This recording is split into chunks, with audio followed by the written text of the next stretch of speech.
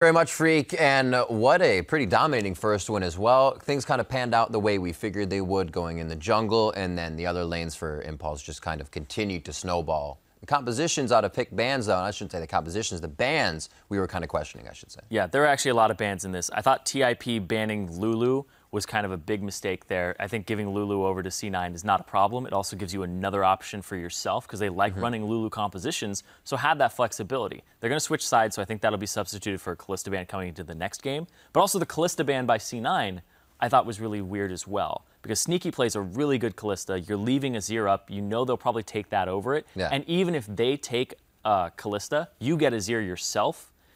And Azir is actually really good against Kalista. She'll never be able to reach you. And I also don't like how they banned Evelynn instead of banning Shen. Because what's really scary about TIP and how they play is that they play the combo of Shen, Evelynn. And I think Evelynn on her own is pretty strong. Like Rush plays that full DPS Evelynn and just picks on everybody. And I think it's pretty strong on its own, but I don't think it's really something that's ban-worthy unless you pair it with the Shen. And if you saw like the game, Shen was just...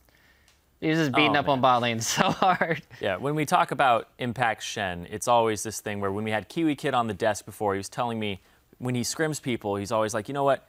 Impact Shen is just way far and above everybody else's. What he's able to do for the team, he's not just the person who's diving in and saving people. He's helping the front line. He's going and like getting their back line and making everybody focus on him. He's doing so much for the team, and no other Shen player seems to do what he's able to do in North American LCS. Even right here, he gets both damage dealers. These are the sole 2 damage dealers of Cloud9, basically soloing them out. He's 2v1ing right here. They're not even hurting him at all. I'm pretty sure they're killing themselves against Thornmail and Sunfire at this point.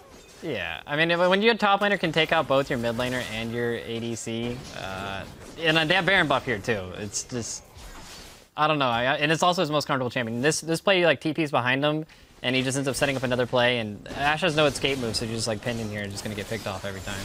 Yeah, just the amount of global pressure he's able to exert with both of his TP and his ultimate.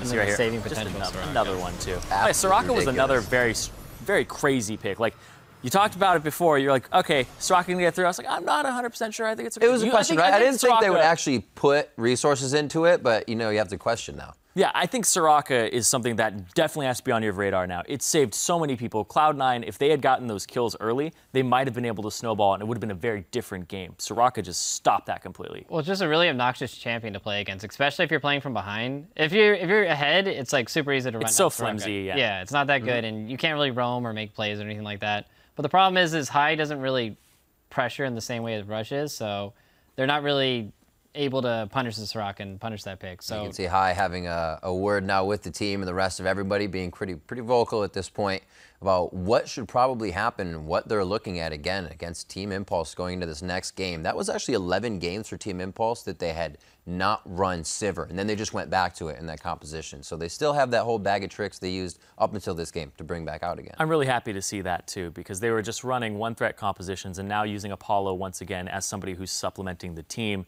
getting Gate in there, getting Impact in there to actually deal a lot of damage. I thought it was a good kind of change of pace. So now you still have that backup. You still can run the Cogmog composition, and they have to think about that, but now they have to think about this as well. So having more of that the enemy has to kind of adjust to, you see Cloud9 definitely has a lot on their plate coming into game 2. Well, it's also really good because they show that they have a counter for the Ashe. They have that ready. I mean, Ashe she has no mobility, so you just pick Sivir and you just run her down and just pick tanks and just get on top of her, and you can pick her off super easy. And it's the same thing with Varus. Like, they pick Varus to counter the Azir, like, like this is our counter pick. We're gonna give you Azir, but that just doesn't work when you have the Sivir ultimate and you're just speeding everybody in and you get run over. On that too, because it was a counter pick, but Gate did what I want all my solo queue mid laners to do when they're outmatched in mid lane. It's don't die. Like, your job, I don't care if you're down 20 CS. I don't care if you lose your turret. Just don't die to them. Don't start feeding them, and don't let them snowball. And that's exactly what he did. He had 0 deaths for, I think, the entire game. He, like, a large portion of the game, he did not die. And that's what I love seeing. It counts. When you absorb that much as a single player on your team, that doesn't get spread out into the other lanes, and it really starts to pay off for you guys. It paid off for Impulse in the first game. We are going to step away while the teams reset for game 2 between Cloud9 and Team Impulse. Don't go anywhere. We'll be right back.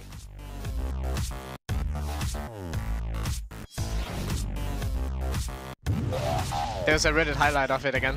Oh, really? Yeah, your Mumu was on front page again. You did it. Wait, is it front page? Yeah, it is. Nice. They're like Hey, I said I would do some Amumu plays. Somehow in the back line, Hai really wants this, but the exhaust is too much. The piercing arrow misses, and this is going from bad to worse. Pushing Apollo around. Yeah, this is a lot of damage that Apollo can't deal with. Last thing is no! Okay, we can fight, fight. Here. Now, okay. I'm going. I came in. 2, 3, 5. I'm going mid. Coming. I came in. 1v2. Yeah. After go top. Yeah, Zero go mid. Nothing to do. Oh! Wow! Just wrecks him. Sneaky's gone. Lemonation's next. Hai's also in the sights. There we go. 1-0 Impulse.